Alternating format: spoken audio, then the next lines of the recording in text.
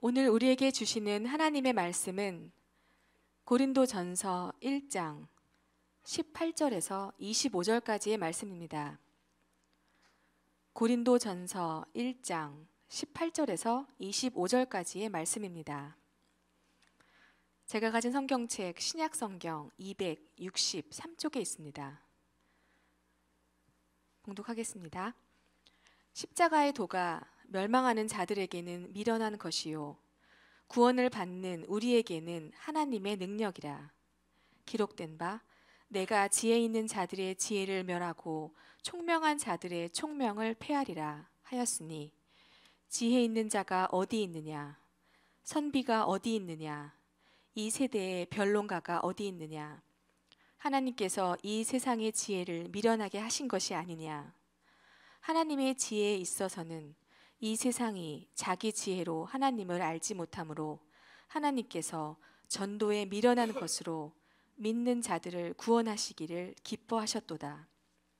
유대인은 표적을 구하고 헬라인은 지혜를 찾으나 우리는 십자가에 못 박힌 그리스도를 전하니 유대인에게는 거리끼는 것이요 이방인에게는 미련한 것이로되 오직 부르심을 받은 자들에게는 유대인이나 헬라인이나 그리스도는 하나님의 능력이요 하나님의 지혜니라. 하나님의 어리석음이 사람보다 지혜롭고 하나님의 약하심이 사람보다 강하니라. 아멘. 아멘. 우리 말씀의 제목을 우리 함께 읽겠습니다. 시작. 성도에게 임하는 하나님의 능력. 오늘 말씀을 고린도전서 두 번째 시간이 되면서 오늘 고린도전서 1장 18절에서 19절도 25절까지의 말씀을 통해서 함께 성도에게 임하는 하나님의 능력이란 제목으로 말씀을 함께 나눌 것인데, 이 말씀을 오늘 받으면서 우리가 머릿속에 또는 우리의 마음속에 뭐라고 해야 되나요? 베이스라고 해야 되나요? 왜 이런 말씀을 하시게 되는 거지? 라는 생각을 가질 수 있는 그 베이스를 먼저 이렇게 펼치면, 이 고린도라는 지역에는 헬라 학교가 굉장히 많았습니다. 헬라 학교가 굉장히 많았는데 헬라 학교가 왜 많게 되었냐면 이 고린도족이 굉장히 부유한 지역입니다. 그래서 사실 로마는 특정 계층의 사람들은 굉장히 부유하게 살지만 인구의 거의 50%가 넘는 로마의 사람들이 대부분 종이고 노예고 그렇습니다. 신분제죠. 그런데 이 로마의 건너편, 바다 건너편에 있는 항구 도시 중 몇 군데는 굉장히 로마인들에게 자유로운 곳이 되고, 그래서 그 로마인들이, 헬라인들이 많이 그쪽으로 몰려듭니다. 그런 대표적인 도시 중에 하나가 고린도고, 또 대표적인 도시 하나가 그 에베소고 뭐 그렇습니다. 하여튼 이 고린도는 굉장히 그 무역의 중심지이고 교통의 요지이고 이러기 때문에 굉장히 부유했습니다.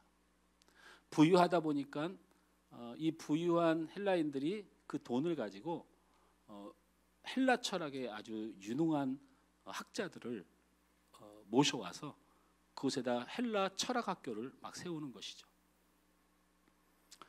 그래서 이 고린도 지역이 헬라 철학으로 굉장히 유명한 그런 도시가 되었습니다. 헬라 철학으로 유명한 도시가 되었다라고 하는 의미는 어떤 걸 의미하는가 보면, 헬라 철학이 갖고 있는, 헬라 문화가 갖고 있는 구원관을 살펴보면 어떤 분위기였겠는가를 알 수가 있습니다. 이 헬라 철학은, 헬라 사상은 인간을 육체와 영혼으로 나누는 것처럼 비슷하게, 우리 기독교와 비슷하게 나눕니다. 그런데 육체는 악한 것이고 이 육체의 악함 안에 그 감옥처럼 감옥 안에 영혼이 갇혀 있다 생각합니다. 이해가 되시나요? 육체가 굉장히 악한데 이 육체 안에, 이 육체의 감옥 안에 영혼이 갇혀져 있는 거예요. 그래서 갇혀진 그 영혼을 해방시키는 것을 구원이라고 해요. 갇혀진 육체 안에 영혼을 해방시키면 그것을 구원받았다 이렇게 말해요. 그래서 여러분 헬라 철학이 무엇인가를 깨닫는 순간 구원받은 사람이에요. 육체에 얽매이지 않고 그 영혼이 육체를 탈출한 새로운 사상을 가지는 것. 그래서 헬라 철학자들이 굉장히 그런 사상가들이 굉장히 많아요. 뭐 아리스토텔레스라든지 소크라테스라든지 이런 모든 헬라 철학의 사상에 영향을 받은 철학가들이에요. 그래서 그들은 육신으로 뭘 하려고 하지 않고 머리로 무엇인가를 깨닫는 이 가치를 굉장히 중요하게 생각해서 뭐 예를 들면 천년만년 사는 것이 아니고 어차피 육체는 죽고 인생은 다 거기서 거기야. 누군가 이렇게 말을 했다면 그 사람은 헬라 철학에서는 구원받은 사람이에요. 왜? 육체 안에 갇혀서 있는 영혼을 해방시킨 거예요. 뭔가 깨달은 것이라. 이런 사상들이 고린도적에 가득한 상황이었어요. 그래서 여기에 이런 철학들이 교회 안으로 들어오기 시작했어요. 기독교 안으로 들어오기 시작한 거예요. 그러면서 교회 안에 영지주의라고 하는 이 사상이 발달되게 된 거예요. 영지주의가 이 고린도 교회를 중심으로 일어난 것이죠. 영지주의는 여러분 잘 알다시피 육과 영을 분리한다는 주의예요. 그래서 육은 악하고 영은 새로워야 된다는 거예요. 신령해야 된다는 거죠. 성령에 충만해야 된다는 거예요. 이게 영지주의의 본질이에요. 여러 가지 설명할 거 없어요. 근데 이게 뭐하고 닮았냐면 헬라 철학 사상과 비슷하게 떨어졌어요. 그래서 교인들이 어떻게 살기 시작했냐면 육신은 죄가 많으니까 이 육신을 다스리지 않아요. 다스리지 않습니다. 영혼만 괜찮으면 되는 거예요. 내 영혼만 회개하면 되는 거예요. 내 영혼만 찔리면 되는 거예요. 내 영혼만 괜찮아지면 되는 거예요. 그러니까 무슨 일이 생기냐면 제가 우리 전도사님한테 전도사님 오늘 찬양 정말 은혜 못 받았다고 이렇게 그냥 농담으로 하는 말에 저렇게 째려보지 말고 그러면 내 입술로 상처를 주었잖아요. 그죠? 그래 놓고는 집에 돌아가 보니까 좀 마음에 찔려요. 그래서 하나님 앞에 기도해요. 하나님, 제가 괜히 그랬네요 하고 끝나는 게 영지주의예요. 원래 육은 악하니까 이걸 해결하려고 하지 않아요. 자기의 영혼만 괜찮으면 되는 거예요. 믿음대로 안 살아요. 밖에 나가서 세상 사람보다 더 악하게 살고 세상 사람들과 다름없이 살면서 자기 스스로 나는 그래도 예수를 믿으니까, 나는 그래도 천국에 가니까 예수를 아미나 믿나? 라고 착각하는 거예요. 육신을 전혀 다스리지 않아요. 여러분이 예수 믿는 사람들은 그렇게 믿는 게 아닙니다. 그렇게 믿는 게 아니에요. 어쨌든 이야기를 더 많이 나가면 복잡해지니까 이런 육의 제약을 누리는 핑계로 삼아요. 핑계로 삼는다는 거죠. 사람을 괴롭혀 놓고 하나님 제 마음 아시지요? 아니요. 하나님은 네 마음은 알겠지만 가서 사과해라 라는 거예요. 그러나 이들은 영지주의는 교회 안에서 헬라 사상과 더불어서 육체는 악한 것이라고 규정하고 그 육신의 악함을 누리는 핑계로 삼는 현상이 일어난다. 그다음 두 번째 현상은 뭐냐면 이게 아주 심각한 거예요. 헬라 사상의 핵심이 뭐냐면, 영혼이 사는 핵심이 뭐냐면 무언가 논리적이고 진리 안에서 깨닫는 역사가 일어나는 것. 이게 그들의 생명이에요. 반드시 깨달아야 돼요. 명쾌하게 깨달아야 돼요. 기분이 좋아야 돼요. 논리적으로 정확해야 돼요. 확신이 들어야 돼요. 이것을 믿음이라고 여겼어요. 그래가지고 교회 안에서 무엇인가 성경을 말하고 하나님을 말할 때 굉장히 논리적이고 정확하고 사실적이고 증거적인 것을 찾기 시작했어요. 왜? 그것이 믿어지니까. 아니, 목사님 그게 뭐가 문제입니까? 라고 여러분 저한테 묻는다면 심각한 문제죠.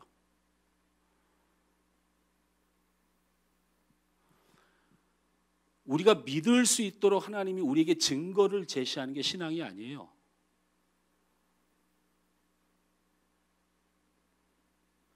하나님이 세상을 말씀으로 창조하셨다고 오늘 기도하셨는데 이걸 논리적으로 어떻게 내놓아서 믿게 할 것인데요. 믿음은 하나님이 사랑하는 자를 택하여 선택한 것이 믿음의 시작이에요. 할렐루야.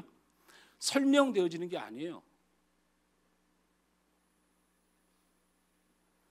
자, 어쨌든 헬라 철학 사상이 고린도 교회의 영주의주의 사상을 몰고 왔고, 이 영주의주의의 핵심이 두 가지의 악한 모습이 드러났는데, 하나는 육의 욕심을 회개하지 않아요.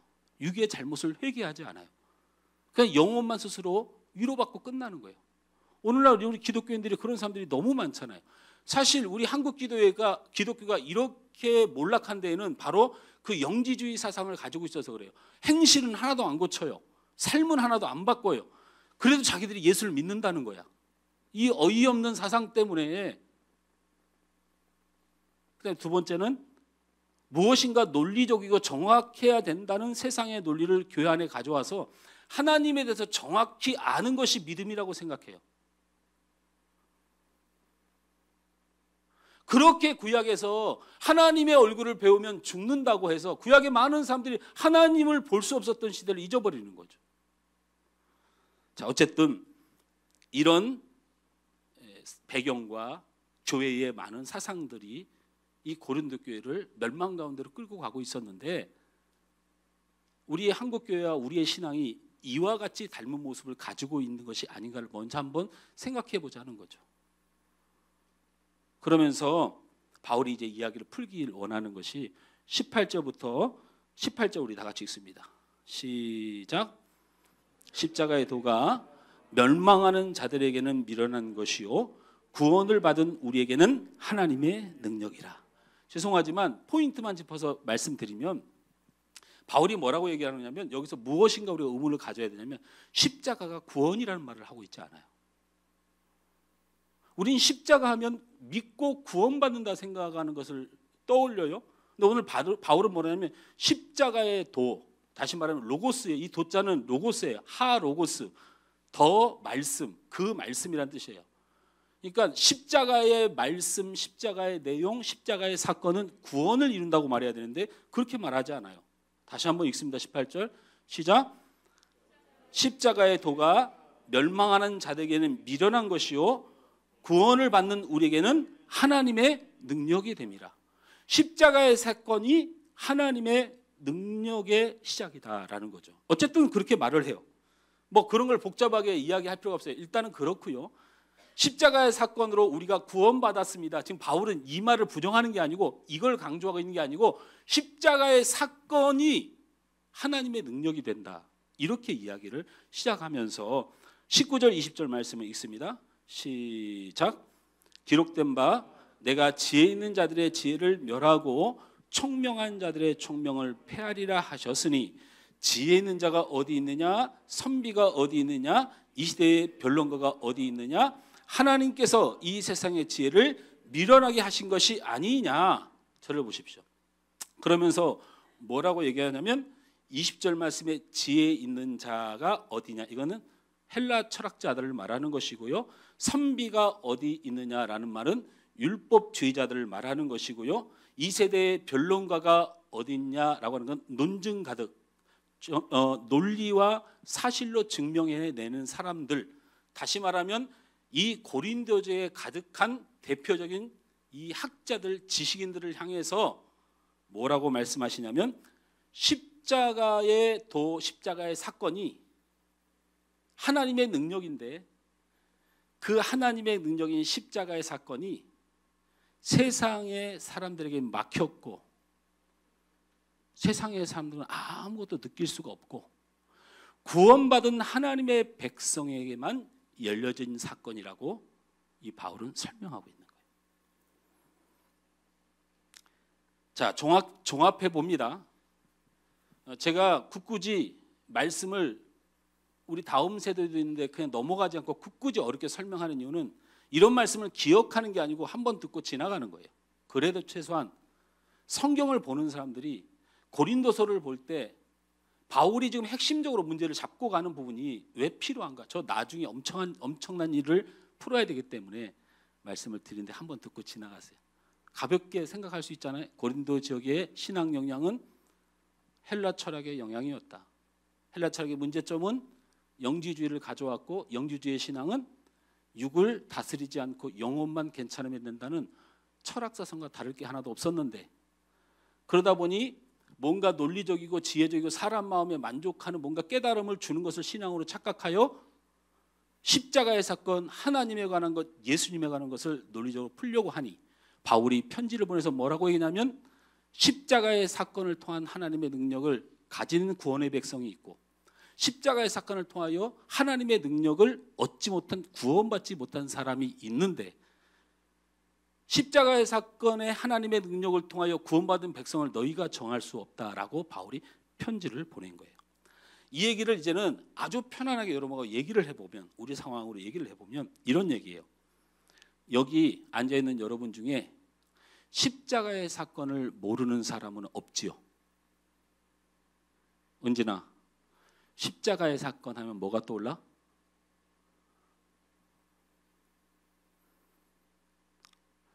다음 세대 선생님들 손 들어봐요. 손 들어. 교육팀장 어디 있어? 날 빤히 쳐다보고 두 손 높이 드세요.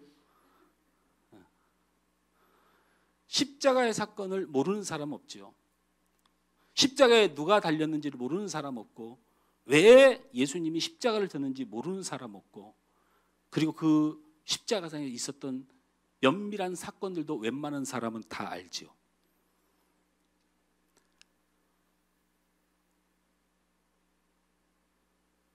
이러한 내용과 이유를 모르는 사람이 없어요. 그런데 세상 사람들도 이 내용을 모르는 사람이 없다는 거예요. 없습니다. 세상에 예수를 모르는 사람이 있는 줄 아세요? 최소한 우리나라에는 없습니다. 그 십자가에 누가 달려 죽었는지를 세상 사람도 다 압니다. 자, 우리하고 세상 사람들이 다른 게 하나도 없네요. 우리도 예수를 알고, 우리도 예수님이 십자가에 죽으신 걸 알고, 그 이유가 무엇인지를 우리도 알지만 사실은 세상 사람들도 다 압니다. 우리는 똑같은 것을 알고 있어요. 그러면 우리도 구원을 받았지만 세상 사람들도 구원 받을까요? 결론은 뭐냐면, 지혜와 논리와 사실을 증명해내서 예수님의 사건, 십자가의 사건, 이 사건을 안다고 해서 우리에게 구원받은 은혜가 임하는 것이 절대로 아니다. 십자가를 아는 것과 십자가의 사건을 통하여 하나님이 구원받은 백성에게 주시는 능력의 문제는 다른 얘기다라는 거예요. 십자가의 사건 여러분도 알고 사람 사람들도 압니다. 세상 사람들에게 십자가의 사건은 아무 의미가 없고 아무 능력이 안 나타나지만, 구원받은 우리에게는 십자가의 사건을 통하여 하나님의 능력이 나타난다는 거예요. 우리 안에. 그러니까 유일하게 우리 인간 측면에서 구원에 대해서 증명해내려면 한 가지 방법밖에 없어요. 다 아니 구분할 수가 없어요. 그런데 딱 한 가지, 하나님의 능력이 나타나는 자냐 안 나타나는 자냐의 문제예요. 왜냐하면 오늘 바울이 유대인이나 헬라인이나 지혜자나 변론가나 다 알지만 하나님의 능력만큼은 구원받지 못한 사람이 지닐 수가 없으되, 십자가의 사건을 믿고 구원받은 사람들은 하나님의 능력이 나타난다고 그랬어요. 하나님의 능력이 됨이라. 정말 위험한 발언입니다. 될 수 있는 이런 설교는 안 하는 게 좋아요. 하지만 제가 어렸을 때부터 너무 답답했던 거예요. 아는데 안 믿어진다고 생각하고 내가 언제쯤 예수님을 믿는다고 확신해야 될까? 잘 믿는 것 같다가도 또 아닌 것 같아. 내 삶을 보면 날마다 흔들리는 거예요. 그런데 오늘 성경은 바울은 분명하게 선을 그어요. 완벽하게 구원의 사람과 구원받지 못한 사람의 현상에 대해서 정확히 말하는데, 그것은 바로 구원받은 사람은 하나님의 능력이 나타난다는 거예요. 할렐루야. 위험한 고찰인 건 알지만 여러분 안에 이 두 가지 일이 오늘 꼭 일어났으면 좋겠습니다. 첫째는 내가 구원받은 사람인가에 대한 확신이 일어났으면 좋겠습니다. 할렐루야. 구원에 대한 믿음의 현상은 여러분이 살아가는 삶과 인생에 여러분의 인생의 범위를 뛰어넘어 하나님의 나라의 하나님의 능력을 체험하는 계기가 됩니다. 그러니 내가 구원받은 사람인가에 대한 확신이 일어났으면 좋겠고, 둘째로는 내가 세상 사람들이 아는 십자가를 알듯이 그렇게 십자가의 이론가인가, 나는 십자가의 능력자가 아니고 십자가의 이론가인가를 깨닫게 된다면 회개하는 역사가 일어나길 주님을 축원합니다. 할렐루야. 그렇다면 세상 사람들에게 아무 의미가 없고 아무 일도 안 일어나지만 십자가의 사건이 구원받은 우리에게 어떤 하나님의 능력으로 나타나는가? 여기서 갑자기 기도 많이 하면 하나님을 봅니다. 이런 건요, 그런 기도 많이 하는 사람들에게 찾아가서 그 사람들의 말을 믿고 듣고 그냥 그게 신기해서 믿는 믿음을 갖지 말고 말씀을 통해서 확인하는 우리 성도들 되실 주의를 축원합니다. 어떤 능력이 나타나는가? 21절 말씀을 다 같이 읽습니다. 21절 말씀 시작. 이 세상이 자기 지혜로 하나님을 알지 못하므로 하나님께서 전도에 미련한 것으로 믿는 자들을 구원하시기를 기뻐하셨도다. 저를 보세요. 이 말씀이 왜 이렇게 중요하냐, 이게 무슨 증거란 말이냐라고 말한다면 어느 하나를 잘못 번역해서 그래요. 어느 하나를 잘못 번역해서 그래요. 21절 말씀에는 세상의 어떤 지혜로도 하나님을 알 수 없다고 했습니다. 그러나 하나님께서 전도에 미련한 것으로 구원하시기를 기뻐하신다고 했습니다. 여기서 전도라는 말이 원어로 캐리그마라는 단어입니다. 이 말을 바꿔야 돼요. 이 캐리그마라는 말은 설교, 선포라는 말로 바꿔야 돼요. 그러니 우리가 구원받은 증거는 경험도 아니고 논리도 아니고 이해도 아니고 어떤 현상도 아니에요. 여러분, 우리가 샤머님적인 신앙생활의 가장 핵심이 뭐냐면 기도의 심체에 대해서 신비한 것을 보려고 노력하는 현상. 이거요, 하나님께서 세상을 주관하는 관점에서는 하나님이 일하시는 것은 맞는데 우리가 믿음을 갖는 요소는 전혀 아닙니다. 여러분, 기도는 믿음은 기도로 얻어지는 것이 아니에요. 의로 얻어지는 것이 아니에요. 우리의 노력으로 얻어지는 것이 아니에요. 믿음은 오직 하나님께서 우리에게 주신 선물일 뿐이에요. 우리가 노력해서 받는 게 무슨 선물입니까? 여러분, 일하고 돈 받으면 그걸 선물이라고 합니까? 아니죠. 믿음은 아무 공로 없이 하나님께서 우리에게 주시는 거예요. 그런데 이 믿음의 안의 본질이 뭐냐니까 이런 거라는 거예요. 하나님의 지혜에 있어서 세상이 자기 지혜로 하나님을 알지 못하는데 하나님께서 하나님을 알고 믿게 하는 유일한 방법을 주셨는데 그것이 설교를 듣고 선포를 듣고 믿어지는 현상이다. 그래서 이런 얘기를 하면 너무 쉽고 너무 간단해서 여러분이 별거 아닌 것처럼 생각하지만요, 여러분, 이건 생명과 같은 일이에요.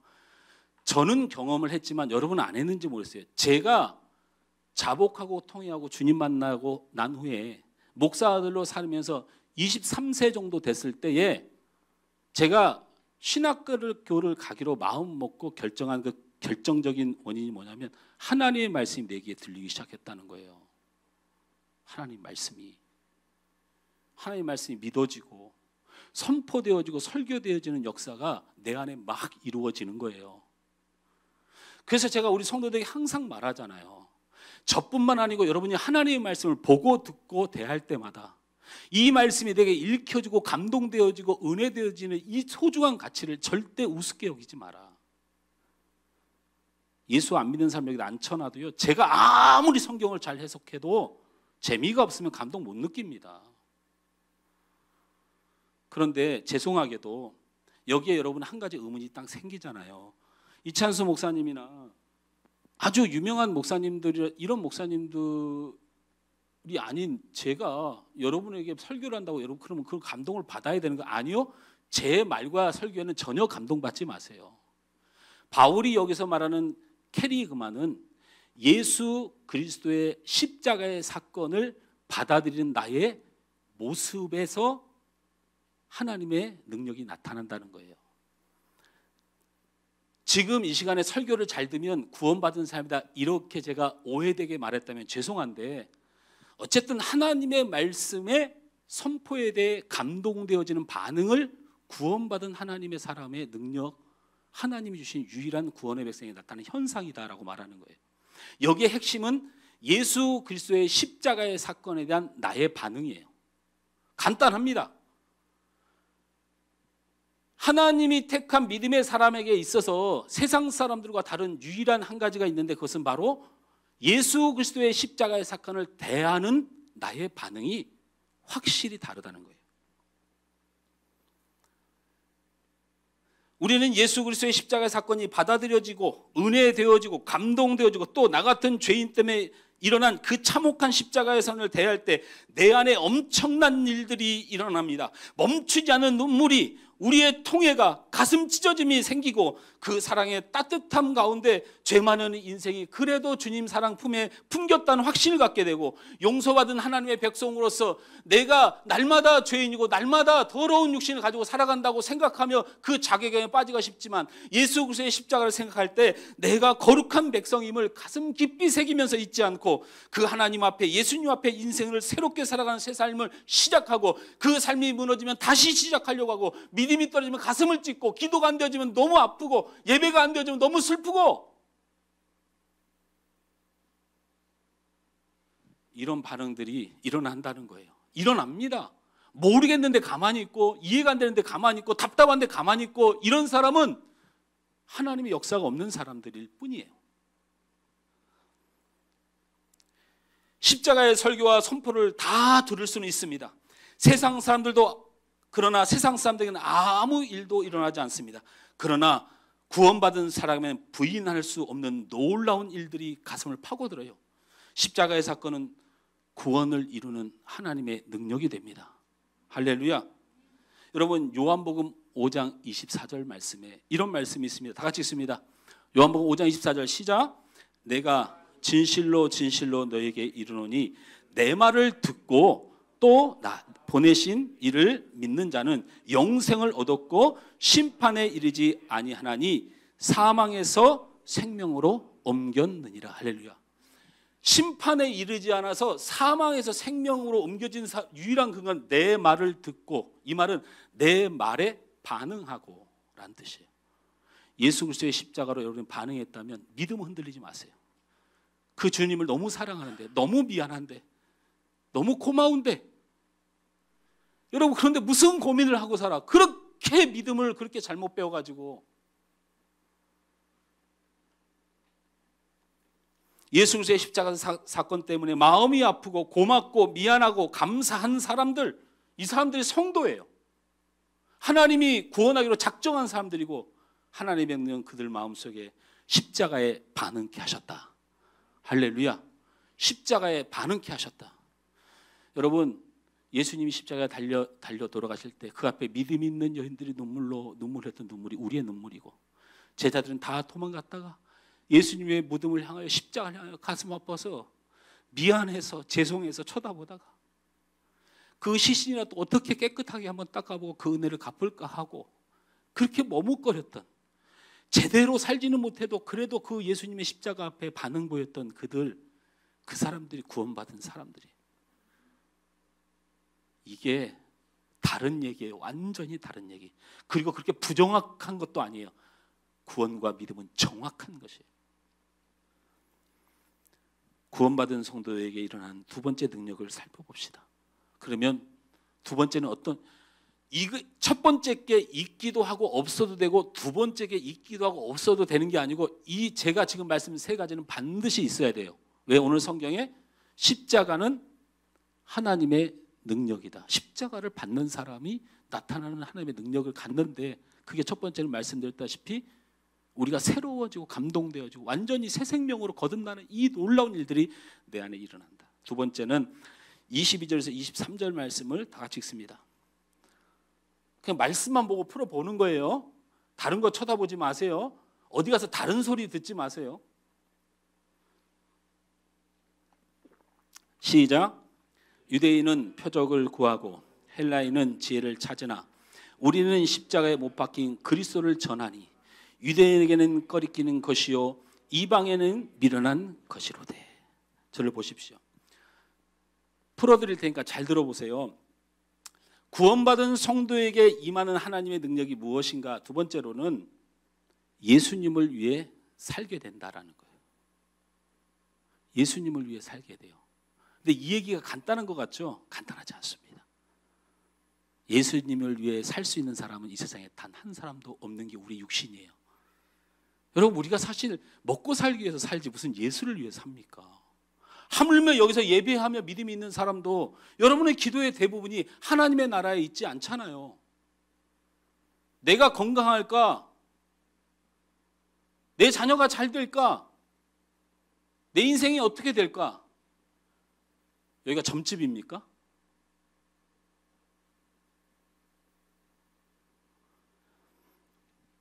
그러면서 바울이 뭐라고 얘기했냐면 유대인은 표적을 구하고 헬라인은 지혜를 찾으나 우리는 십자가에 못 박히신 그리스도를 전하니, 이렇게 말하면서 그리스도에게는 꺼리끼는 것이 이방인에게 미련한 것이다 라고 말해요.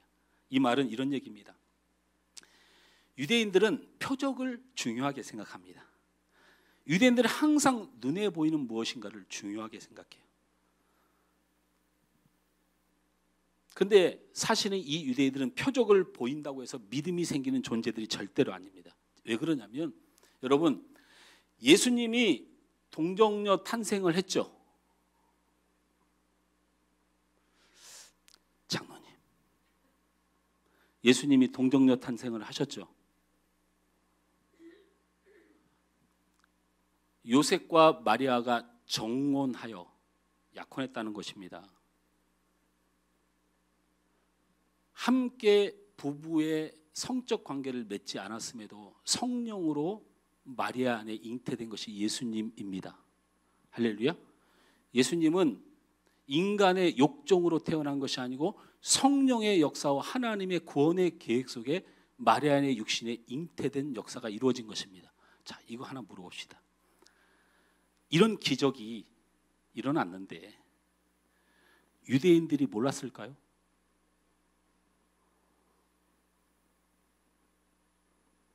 여러분, 남녀가 성적 관계를 맺지 않고 아이가 생겼는데 이걸 유대인들이 몰랐을까요? 알았습니다. 알았습니다. 왜? 마리아는 돌에 맞아 죽은 적이 없어요. 정혼하고 결혼하지 않은 처녀가 아이를 낳는데 이 유대 땅에서 살 수 있다고요? 못 삽니다. 남자와 동침하지 않았다는 너무나 많은 증인들과 보호자들이 있어서 마리아를 못 죽인 거예요. 이 말은 유대인들이 표적을 원하는 그 표적 중에 가장 큰 기적은 동정녀 탄생인 예수를 사실은 알았다는 거예요. 그런데 예수를 믿는 것과는 상관이 없었다는 거예요. 이 유대인들이 동정녀 탄생만 알았습니까? 메시아로 오신 예수님의 많은 기적과 많은 표적들을 이들은 볼 수밖에 없었어요. 헤롯 왕이 예수를 죽이려고 하고 이 기적의 사람을 붙들려고 로마의 총독이 예수와에게 섭외하는 이런 상황에 유대인들이 예수님의 기적의 메시아의 능력을 못 봤다. 여러분, 기적을 보는 것과 믿는 것은 다른 얘기예요.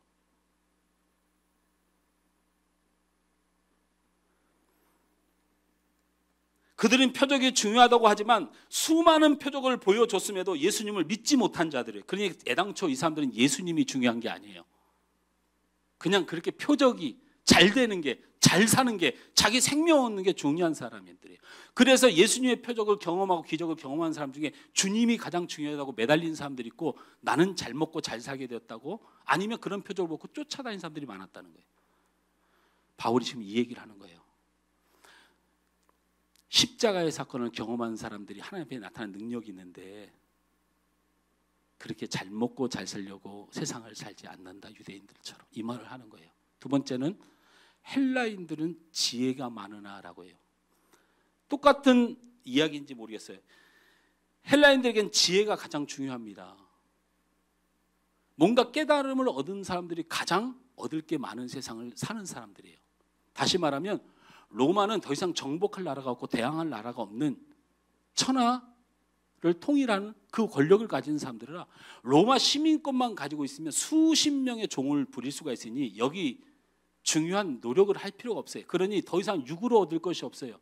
근데 지네들끼리 모여서 가장 똑똑하고 가장 지혜로운 사람이 가장 높은 대접을 받던 나라에 살던 사람들이에요. 그래서 이들이 육에 있어서 가장 성공하는 길은 똑똑한 거예요. 헬라인들은 그걸 생명처럼 여겼다는 거예요. 어떤 사람이 밤나무 밑에서 잠을 자다가 이렇게 생각했어요. 밤나무 밑에 누워서 잠을 자면서 이렇게 밤나무를 쳐다보니까 어이가 없는 거예요. 그래서 이 사람이 이렇게 말했어요. 하나님도 참 어처구니가 없네. 아니 이렇게 큰 밤나무 아름드리 이 나무에 저렇게 조그만한 밤을 열게 하셨을까? 이해가 안 된다.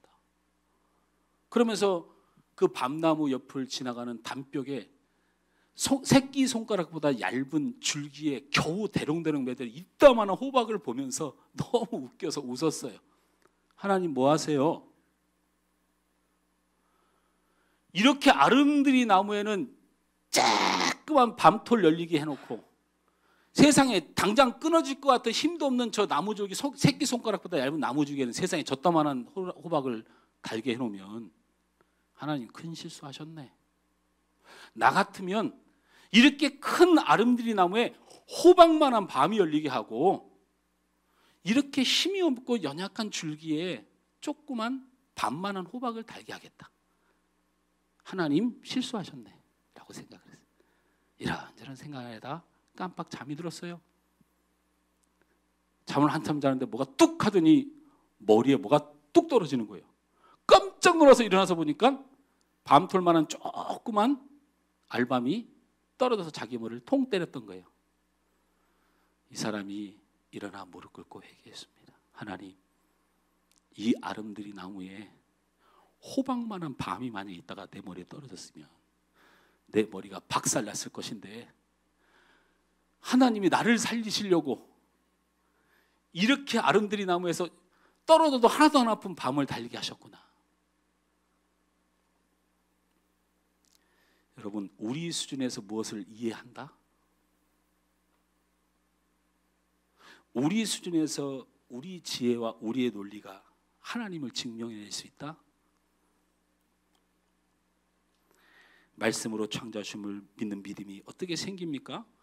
예수님의 부활이, 예수님이 죽었다 살아나신 역사가 어떻게 믿어지겠습니까?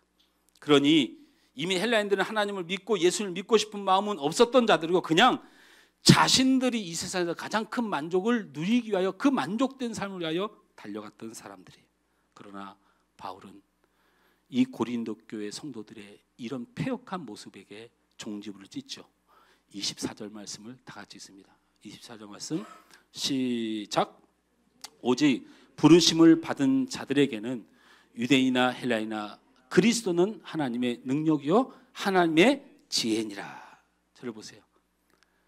구원받은 백성에게는 하나님이 능력입니다. 할렐루야. 구원받은 백성은 하나님이 생명입니다.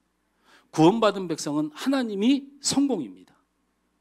이 세상을 다 잃어도 하나님을 얻으면 우리는 모든 것을 다 얻는 것이고 이 세상을 다 얻어도 하나님을 잃으면 우리는 모든 것을 잃는 사람들입니다. 구원받은 백성에겐 이 하나님 앞에 생명 거는 삶이 있어요. 우리 사람은 본능적으로 우리 사람은 가장 중요한 것에 목숨을 걸기 때문에 여러분의 모습에 예수를 위하여 생명 거는 삶이 있습니까? 그렇다면 여러분은 구원받은 사람들입니다.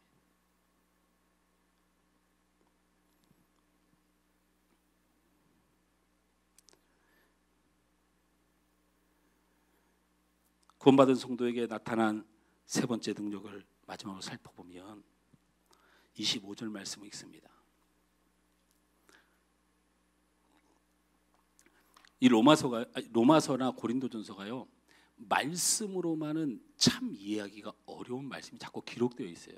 그래서 제가 그래도 한 번은 가지고 가야 돼서 고린도전서 강의를 시작한 거니까 그냥 듣고 지나가셔도 돼요. 알아야 되는 건 아니에요. 그냥 들으십시오. 성령께서 주시는 깨달음대로 여러분의 마음에 믿으시면 되되, 제가 최대한 제 말이 아닌 하나님 말씀 안에 풀어두는 대로 풀어드릴 테니까 아니면 와서 물으시면 돼요. 자, 구원받은 백성에게 임하는 하나님의 능력 세 번째로 25절을 보라고 했어요. 다 같이 다시 한번 있습니다. 25절 시작. 하나님의 어리석음이 사람보다 지혜롭고 하나님의 약하심이 사람보다 강하니라. 이건 어떻게 보면요, 하나님의 힘이 엄청 세고 하나님이 엄청 강하다라는 말로 들려질 수가 있어요. 한국말이 그래요. 그런데 하나님의 어리석음이 사람보다 지혜롭고 하나님의 약하심이 사람보다 강하니라, 이 말은 무슨 말이냐면 하나님이 어리석거나 하나님이 약하다는 말을 전제하고 있어요. 이게 이상하다는 거예요. 오늘 말씀을 보면 하나님이 어리석을 수가 없는데, 하나님이 약할 수가 없는데, 어쨌든 하나님이 어리석게 되었고 약해도 그래도 너희들보다 훨씬 뛰어나다, 이렇게 말하는 거거든요. 하나님이 약하고 하나님이 어리석은데 우리보다 훨씬 뛰어나니까 우리 하나님을 믿자, 믿음이 안 생긴다니까요. 우리 인간이 그렇게 그 정도의 논리에 우리의 심령이 확 변하지 않아요. 하나님이 약하고 하나님이 어리석은데 그 어리석음과 약함이 우리가 사는 데는 전혀 지장 없이 능력이 많은 분이다. 그래서요, 하나님은 모든 것을 할 수 있는 전능하신 하나님이다. 이 말에 별로 청년들이나 사람들이 감동을 사실은 안 해요. 그래놓고 그냥 내가 돈 벌려고 열심히 일하고 잘 배우려고 하지, 여러분 하나님한테 매달려서 사는 사람 없어요. 그 말에 별로 능력이 없어요. 그러면 바울이 왜 이런 말을 써놨느냐라는 거예요. 하나님이 약해도 니네보다 강하고 하나님이 어리석어도 니네보다 똑똑해. 어디서 이런 말을 하는 게 아니에요. 바울은 이렇게 역설적으로 말하고 있는 거예요. 하나님이 왜 약해지시고 그 전능하신 하나님이 왜 어리석어지셨는가에 대한 이야기예요. 이 말이 무슨 말이냐면요,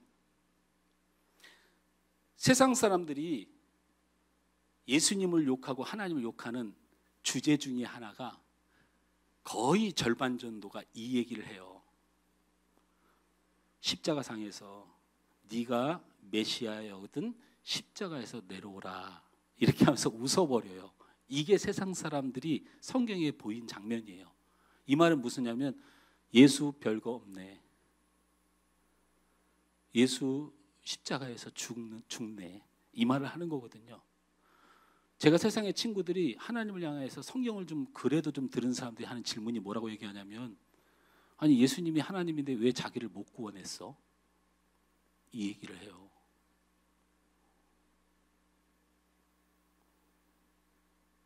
자기도 구원하지 못했는데 세상을 구원해? 라고 말해요.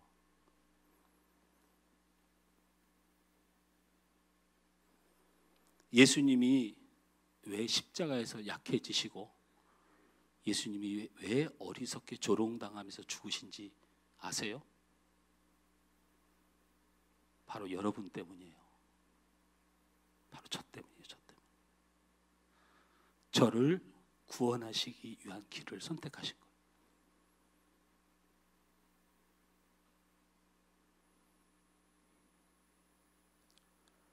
그 하나님이 약해서도 아니고 그 하나님이 어리석어도 아니고 죄악으로 영원히 죽을 우리를 살리신 유일한 길인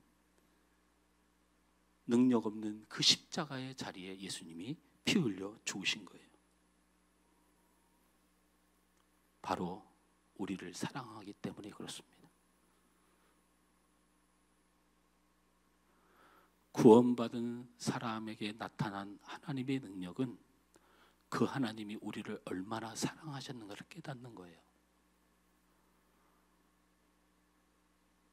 얼마나 우리를 사랑하셨는가. 얼마나 우리를 사랑하셨는가.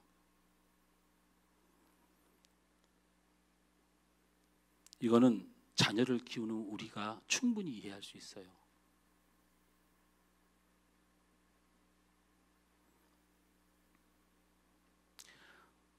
가을이 되니까 우리 준혁이가 잠바를 산다는 거예요.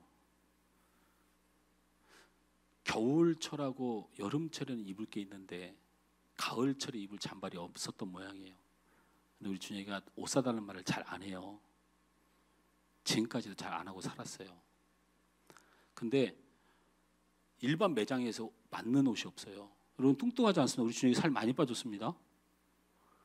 키가 1m 90이에요. 그러다 보니까 일반 매장에서 사이즈가 없어요. 그래서 의정부직 가서 빅사이즈 매장을 가서 사야 돼요. 그래서 어머니가 됐든 아버지가 됐든 시간을 내줘야 가서 사니까 옷이 필요할 때는 좀 그렇게 어렵게 말을 해요. 저희 집에 10만 원이 있어요. 근데 저도 잠바가 없어요. 오늘 예배 끝나면 잠바가 많이 생길 것 같은 느낌도 들지만 죄송해요.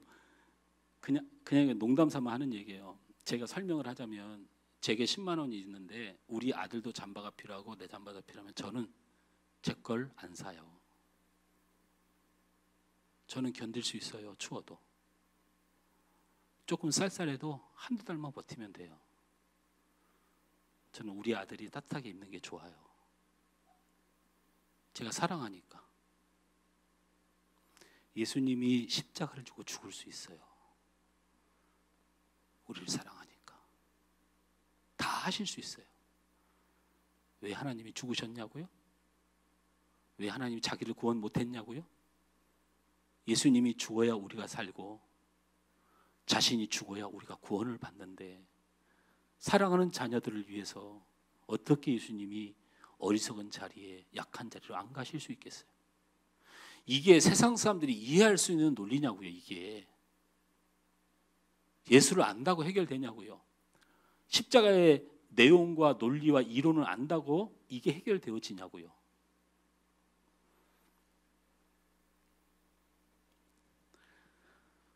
하나님은 세상을 이기는 방법을 힘으로 정하지 않으셨다는 걸 기억하십시오. 세상을 이기는 방법을 사랑으로 정한 겁니다. 세상이 원망스럽고 코로나로 인해서 교회가 서러움이 있고 뭐 이러면 나가서 데모하지 마세요. 더 사랑하세요. 더 사랑하면 이깁니다. 더 사랑하면 이깁니다. 그냥 사랑하세요. 올무에 넘어지지 말고 더 기도하고 더 사랑하세요. 우리가 세상 사람들에게 가진 하나님의 명령은 그들을 사랑하여 그들을 위하여 복음을 전하는 것이지 죽기까지 그렇게 하는 거예요. 세상이 우리 교회를 핍박한다고 말하지 마세요. 절대 그렇게 말하지 마세요. 핍박해도 우리는 그들을 사랑하고 복음을 전해야 돼요. 여러분 이 사랑 여러분 안에 있다면 여러분 구원받은 사람들이에요. 이 감동이 있다면 구원받은 사람들이에요. 말씀을 맺습니다. 이건 정말 있었던 일인데요. 시카고의 어떤 교회에서 중국에 있는 어떤 고아 단체를 고아원을 돕기 위해서 옷을 보내기로 선교하는 차원에서 옷을 보내기 결정을 해가지고 그 교인 중에 할아버지 한 분이 계셨는데 그 할아버지에게 옷을 보낼 큰 박스들을 목수예요, 이 할아버지가. 그래서 좀 박스를 좀 크게 아주 많은 양을 만들었으면 좋겠다고 부탁을 해서 이 시카고의 성도인 이 목수 할아버지가 박스를 만들었어요. 그 박스 안에다가 옷을 다 담아가지고 중국 고아원으로 보냈어요. 세월이 많이 지난 후에 중국에서 그 선교 후원을 받고 많은 기독교 열매를 맺었는데 그 원장님이 예수를 믿게 됐는데 이분이 미국을 오시게 됐어요. 그래서 자기를 도와줬던 그 시카고교회를 방문했는데 목사님이 성도들에게 인사를 시키는 거예요. 그러니까 이 중국 원장님이 이렇게 말해요. 수년 전에 저에게 저희 고아원에 옷을 많이 보내주셔서 너무 고맙습니다. 그 옷 덕분에 추운 우리 고아원 아이들이 따뜻하게 지낼 수 있었고 예수의 사랑을 느낄 수 있었습니다. 근데 더 고마운 건 거기다가 안경을 하나 넣어주셨어요. 저는 그 안경을 잊을 수가 없어요. 저희 중국에서는 안경을 구하기가 굉장히 어렵고 너무 비싸서 제가 끼던 안경이 깨져버려서 앞을 제대로 볼 수가 없어서 아이들을 보살피는 너무 힘들어서 하나님 앞에 간절히 기도했어요. 하나님, 제가 돈도 없고 아이들 먹을 양식도 없는데 하나님 저에게 안경 좀 주세요. 그래야 봐야 도와주고 봐야 살리고 봐야 가르칠 거 아닙니까? 가난을 주셔서 부함을 뺏어간 건 상관없는데 앞을 볼 수 있게 저에게 안경을 주세요 하고 굉장히 수개월 동안 기도를 했는데 옷이 박스대로 잔뜩 왔는데 어느 박스에 보니까 안경이 들어있더래요. 그래서 그 안경을 이게 뭐지 하고 써보는데 그 안경을 쓰는데 마치 누가 맞춰준 것처럼 앞이 환하게 보이더래요.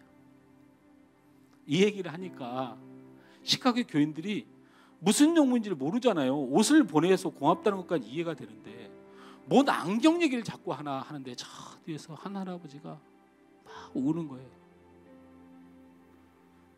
할아버지가 상자를 만들고 옷을 담다가 옷 안주머니에 있던 자기의 안경이 거기 떨어진 거예요. 자기도 몰랐던 거죠. 보내지고 나서 안경을 못 찾아서 하나님한테 막 짜증을 낸 거예요. 그때도 그 교회 그 할아버지도 가난해서 안경이 그렇게 비쌌던 옛날 시절이었던 모양이에요. 그래서 불평불만을 하면서 무슨 뭐 교회 선교한다고 전도한다고 해갖고 생고생하다가 비싼 안경만 잊어버렸다고 막 화를 냈대요. 울면서 이 할아버지, 이건 제가 지어낸 얘기가 아니고 실제로 이게 단톡방에 올라온 내용, 제가 단톡을 하는 거죠. 어떤 목사님이 단톡방에 올라온 내용을 저에게 전달해 준 내용이에요.